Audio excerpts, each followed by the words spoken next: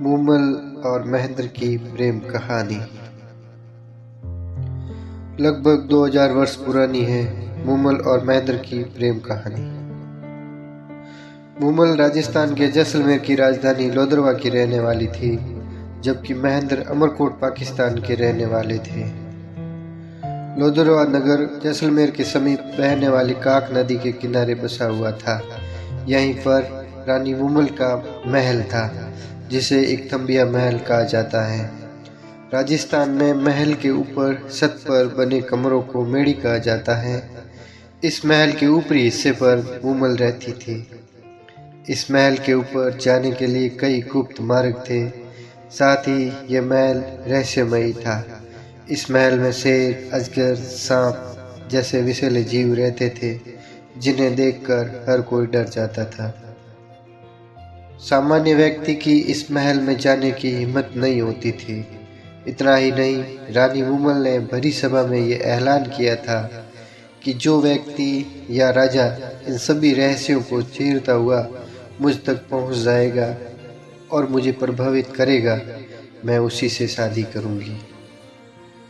रानी मूमल इतनी सुंदर थी कि उसकी सुंदरता की सरसा ईरान, इराक, गुजरात, मारवाड़, सिंध तक फैली हुई थी।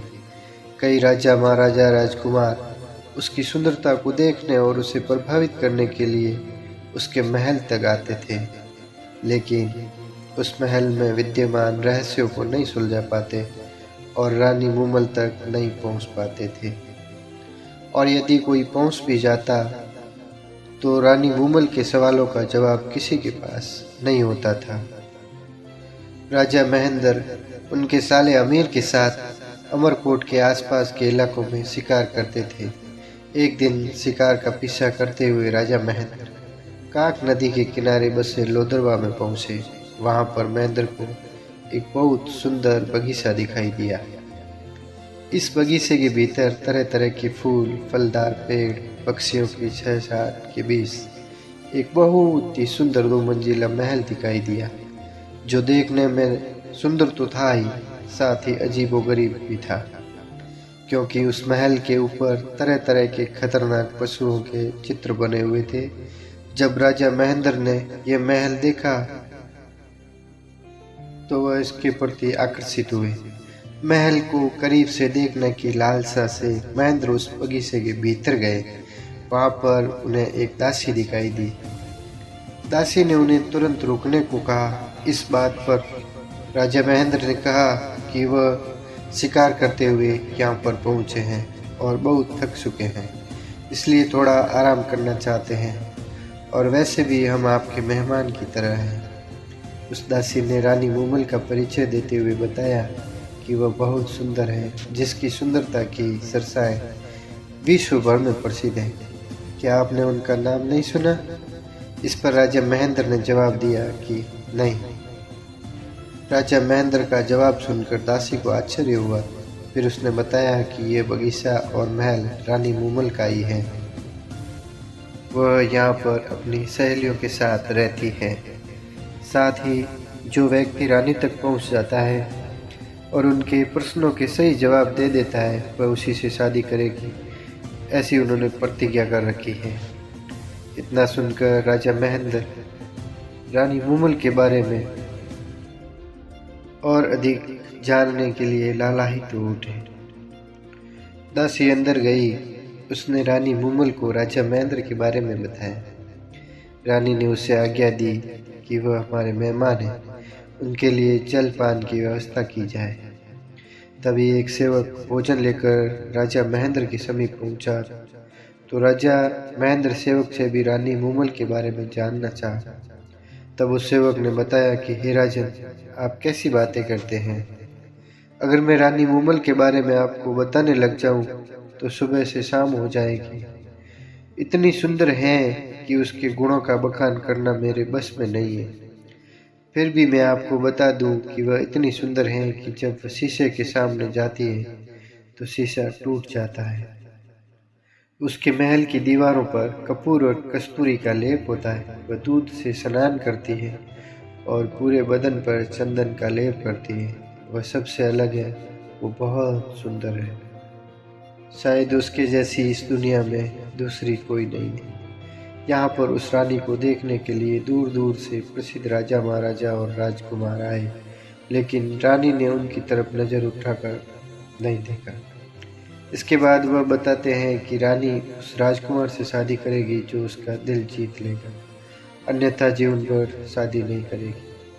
जब किसी के बारे में इतनी बातें बोली जाए तो हर कोई उसके बारे में अधिक जानना चाहता है और उसके प्रति आकर्षित हो जाता है। राजा महेंद्र ने दासी के साथ संदेश भिजवाया कि वह रानी मूमल से मिलना चाहता है। कुछ ही देर बाद रानी मूमल का संदेश आया और उसने राजा महेंद्र को ऊपर बुलाया। जब राजा महेंद्र उस महल में पहुंचे तो वहां पर सामने मूमल खड़ी थी, जिसे देखकर महेंद्र स्तब्ध रह गए। एक बार मूमल पर नजर पड़ने के बाद राजा महेंद्र नजर हटा नहीं पाए। वहीं दूसरी तरफ मूमल भी राजा महेंद्र को देखती रही, क्योंकि महेंद्र के चेहरे पर तेज था और बहुत मधुर नयन थे। कई समय तक दोनों एक दूसरे की आंखों में देखते रहे। मूमल ने पुनः अपने अंदाज में राजा महेंद्र का स्वागत किया। दोनों रात भर बैठे रहे और बातें करते रहे, पता ही नहीं चला और एक दूसरे को दिल दे बैठे। भोर होते ही सूरज निकल आया, लेकिन ना तो महेंद्र वहां से जाना चाहता था और ना ही रानी मूमल चाहती थी कि महेंद्र यहाँ से जाए। आखिर विदा होने का समय आ गया। राजा महेंद्र ने रानी मूमल से वादा किया कि मैं पुनः आऊँगा और बहुत जल्द मिलेंगे। राजा महेंद्र रानी मूमल को देखने के बाद सब कुछ भूल गए। उनके दिल और दिमाग में सिर्फ मूमल ही मूमल थी। मन ही मन राजा महेंद्र हो, मैं रानी मूमल से शादी करके अमरकोट लेकर जाऊंगा। राजा महेंद्र पहले से ही शादीशुदा थे और उनकी 7 पत्नियां थी। जब महेंद्र अमरकोट पहुंचे तो उन्होंने पुनः रानी मूमल से मिलने की तरकीब लगाई। राजा महेंद्र के राज्य में रामू राय का नामक एक व्यक्ति रहता था जो ऊँट चराने का काम करता था। राजा महेंद्र रामू रायका के पास गए और उनसे कहा कि ऊँटों के इस टोले में क्या ऐसा ऊँट है जो मुझे रात्रि में लोदरवा ले जाकर सुबह होते ही पुनः अमरकोट ले आए। इस पर रामू रायका ने जवाब दिया कि हाँ, चीतल नाम का एक ऊँट है जो बहुत तेज दौड़ता है और बहुत फुर्तीला भी है। वह आपको एक ही रात्रि में लोदरवा ले जाकर पुनः अमरकोट लेकर आ सकता है। इतना सुनकर महेंद्र बहुत खुश हुए। शाम का समय था। रामू रायका शीतल नामक ऊँट को सजाकर महेंद्र के पास ले आए। महेंद्र उस पर सवार होकर रानी मूमल से मिलने के लिए लोदरवा जा पहुंचे और सुबह होते होते अमरकोट लौट आए। धीरे धीरे महेंद्र और मूमल की प्रेम कहानी परवान चढ़ने लगी और रात्रि के समय ऊँट पर बैठकर उससे मिलने का सिलसिला कई समय तक चलता रहा। धीरे धीरे महेंद्र की पत्नियों को मूमल के बारे में जानकारी हुई, जिससे उनके दिल को बहुत ठेस पहुंची। 7 पत्नियों ने मिलकर राजा महेंद्र को रोकने के लिए एक षड्यंत्र चला, जिसके तहत जिस ऊँट पर सवार होकर राजा महेंद्र रानी मूमल से मिलने के लिए जाते थे, उस ऊँट के पैर तुड़वा लिए गए ताकि वह वहां नहीं पहुंच पाए। लेकिन कहते हैं सच्चे प्यार को कोई खत्म नहीं कर सकता। जैसे जैसे राजा महेंद्र दूसरे ऊँट पर सवार होकर रानी मूमल से मिलने के लिए लोदरवा पहुंचे, लेकिन तब तक बहुत ज़्यादा समय हो चुका था। राह देखती देखती रानी मूमल भी सो गई। रानी मूमल के साथ उनकी बहन सुमल भी थी।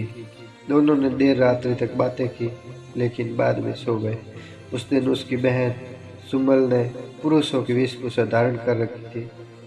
जब राजा महेंद्र वहां पहुंचे और देखा कि वह दोनों सो रही हैं, तब राजा महेंद्र को यह भ्रम हो गया कि रानी मूमल के साथ ये पुरुष कौन है। उन्होंने उनसे बात करने के बजाय धीमे धीमे कदमों को पीछे खींच लिया। उनके हाथ में चाबुक था, वह भी टूटकर नीचे गिर पड़ा। वो पुनः अमरकोट लौट आए। उदास और हताश रहता राजा महेंद्र का दिल टूट गया। उन्हें लगा कि रानी मूमल किसी और से भी प्रेम करती है। जब सुबह हुई तो रानी मूमल ने वह चाबुक देखा और देखते ही समझ गए कि राजा महेंद्र यहाँ पर आए थे। साथ ही बिना मिले राजा महेंद्र के लौट जाने की वजह भी उन्हें पता चल गई। और कई दिनों तक पलके बिछाए राजा महेंद्र का इंतजार करती रही, लेकिन राजा महेंद्र नहीं आए।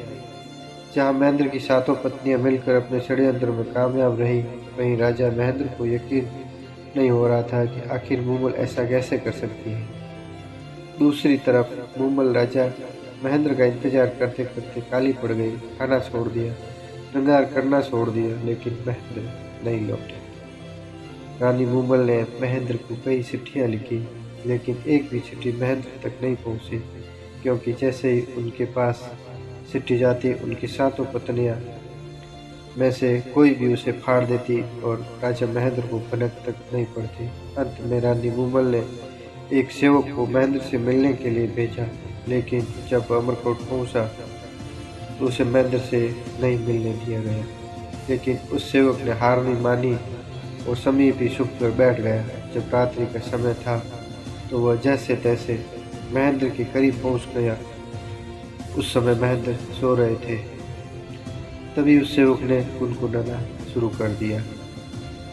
तुम्हारे बिना सो डराण, ये धरती धुंधली, तेरी मूमल रानी है उदास।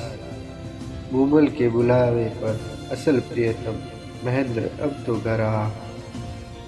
जब ये बातें राजा महेंद्र के कानों में पहुंची तो वह उठकर बाहर आया और उस सेवक को बताया कि जब वह मूमल से मिलने के लिए आया था तब उसने अपनी आंखों से जो देखा उसके बारे में जानकारी।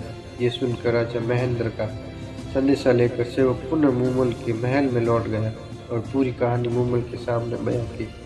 इतना सुनते ही मूमल के पैरों तले जमीन खिसक गई और उसकी समझ में आ गया कि आखिर गलतफहमी की वजह क्या थी। उसने अपने सेवक के साथ संदेश भिजवाया कि मूमल राजा महेंद्र से मिलने के लिए अमरकोट आ रही है।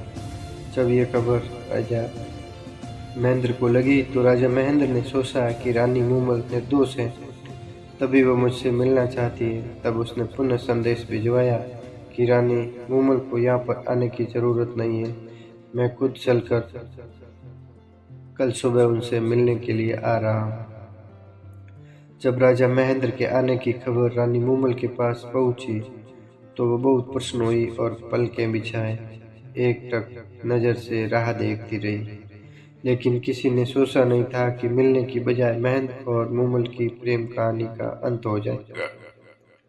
हुआ यूं कि राजा महेंद्र के मन में आया कि वह क्यों न मूमल के प्रेम की परीक्षा ली जाए। तब उसने लोदरवा पहुंचकर एक दूत के जरिए मूमल के पास संदेश भिजवाया कि राजा महेंद्र को नाग ने डस लिया है, जिसकी वजह से उनकी मृत्यु हो गई। वह दूत ये संदेश लेकर रानी मूमल के पास पहुंचा और ज्यों का त्यों उन्हें बता दिया। यह सुनकर रानी मूमल वहीं पर गिर पड़ी और कई बार महेंद्र का नाम पुकारने के बाद उन्होंने प्राण त्याग दिए। वहीं दूसरी तरफ जब यह खबर राजा महेंद्र तक पहुंची कि महेंद्र के वियोग में रानी मूमल ने प्राण त्याग दिए, तो रेत के टीलों के बीच में राजा महेंद्र भी मूमल मूमल करते रहे और अंत में उन्होंने भी अपना प्राण त्याग दिया। इस तरह एक सच्चे प्रेम की कहानी का दुखद अंत हुआ। महेंद्र और मूमल की प्रेम कहानी आज भी इतिहास के पन्नों में दर्ज है। जय जैसान, जय राजस्थान।